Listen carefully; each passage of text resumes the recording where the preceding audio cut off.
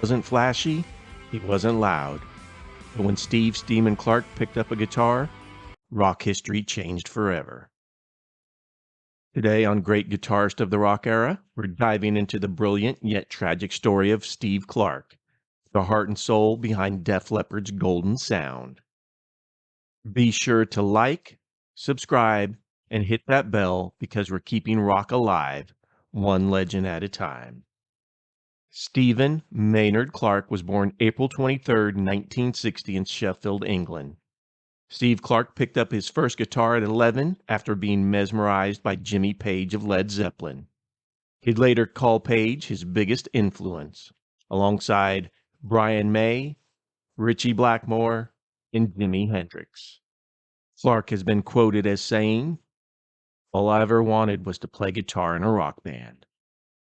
He joined a local band called Electric Chicken, but his fate changed forever in 1978 when Pete Willis invited him to audition for his band, Def Leppard. Clark famously demanded to see the band's commitment by asking, "Do you have a record deal?" Joe Elliott said, "Not yet, but we will."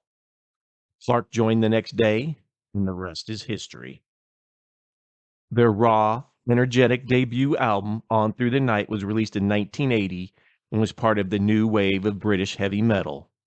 Key tracks: Wasted, Rock Brigade, and Hello America.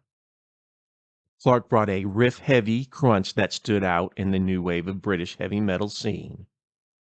In 1981, High and Dry was released, produced by Mutt Lange. More polished, more punch. Key tracks: Let It Go, High and Dry, and Bringing On the Heartbreak, which was one of the first metal ballads to cross over to MTV. Steve's melodic phrasing and harmonized leads with Pete Willis helped define Def Leppard's dual guitar attack. Def Leppard hit the big time with the release of Pyromania in 1983, a multi-platinum monster selling over 10 million units in the US. Key tracks: Foolin', Rock of Ages, and Photograph, which I remember seeing for the first time at my older sister's house, as we didn't have MTV yet. Clark co-wrote much of the album, crafting clean, layered guitars with a pop metal edge. So how do you follow up a 10 million selling album? 1987's Hysteria, a pop rock masterpiece, selling over 12 million units in the US. Key tracks: overplayed mega hit Pour Some Sugar on Me, Hysteria, Animal, Love Bites, and Woman. Clark's emotional solos and writing contributions were critical. He preferred melody over speed, giving the songs their hooky brilliance. During this period, Clark was struggling with alcoholism, but continued to perform and write at a high level. Clark's health declined in the late 80s despite efforts at rehab.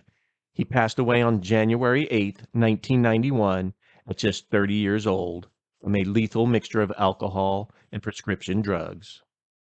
Def Leppard released Adrenalize in 1992. Although released after his death, Clark co-wrote 6 of the 10 tracks. Key tracks: Tear It Down, Let's Get Rocked, and Heaven Is. It also included a tribute to Clark in White Lightning. His spirit lived on in every note of Adrenalize and continues to echo in every Def Leppard show. Steve Clark's legacy is one of restraint, taste, and unforgettable riffs, whether on a distorted Les Paul or layered Strat through a Roland jazz chorus. His sound was the emotional glue of Def Leppard's golden years. Rolling Stone has called him one of the most underrated guitarists of the 80s, and fans, they just call him the Riffmaster. Clark may be gone, but his sound lives on in every stadium anthem they play. If you love the sound of classic rock guitar, hit that like button, tap subscribe, and tell us in the comments what's your favorite Steve Clark riff. Until next time, keep rocking.